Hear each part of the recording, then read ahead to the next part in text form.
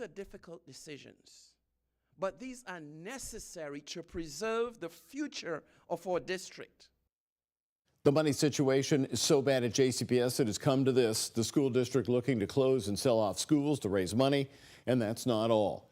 But the budget deficit is so huge, will these moves help at all? The superintendent today says job cuts could be coming next. Hello, everybody. Thanks for joining us. I'm Doug Proffitt. And I'm Connie Leonard. Tonight, we're breaking down more of the details we learned about and Wood's plan. He recommends closing Zachary Taylor Elementary, moving Waller Williams Environmental, consolidating King Elementary into Maupin Elementary, and relocating the TAP school. Also, JCPS wants to close Liberty High School, which was initially created to serve students who are behind academically and working to recover their credits.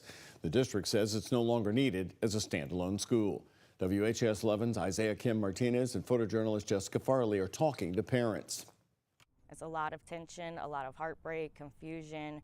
I know staff is wondering where they're going to go. JCPS mom of three, Taryn Bell, describes the mood inside King Elementary in the Shawnee neighborhood, facing an uncertain future. Her first grader, Bella, goes to school there. We need to fight for King. We need the students to be able to stay and give King a chance. The JCPS plan is for King to close and the building to be sold. The low enrollment school may be forced to merge with another by next school year. This is all if the school board approves JCPS Superintendent Brian Yearwood's proposal to close and move a handful of schools. Principals are notified, they're notifying their staff, and of course, nothing is final until the board votes on it. While he says all students impacted would have a school to call home, Yearwood could not guarantee the same for the 165 staff members affected if his plan goes through. Will there be a possibility that it could be layoffs? Yes. I can't sit here and say there will not.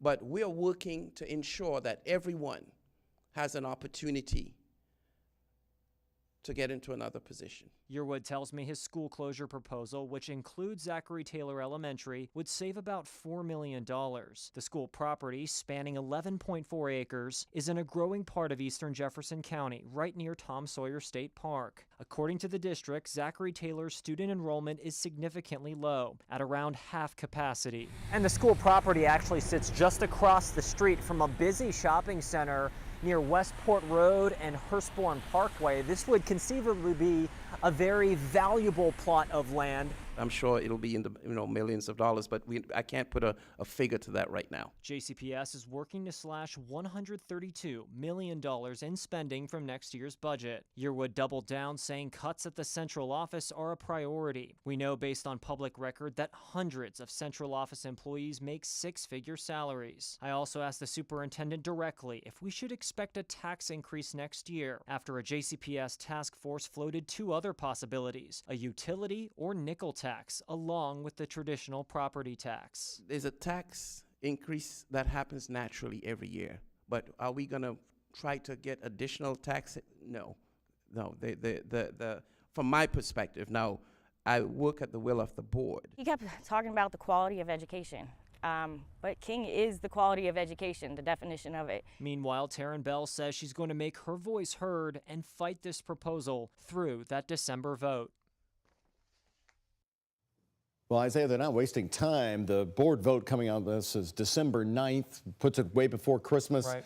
It's got to have support of the board members. What are they saying? Well, right now I talked to actually three specifically. You're about to see a full screen from one. And it sounds like most are leaning towards yes, at least saying that the merging of schools appears to be necessary here. One board member, Linda Duncan, though, did say she's not happy with maybe some of the communication, the fact that many of these principals apparently didn't know about this prior to. But here's what James Craig had to say. He's one of the board members here, and he specifically told me in part of his statement, quote, "I've had preliminary meetings with the new superintendent to ensure employment opportunities for everyone in the building. Assuming that I receive adequate assurances before that next meeting, I will vote to support the plan."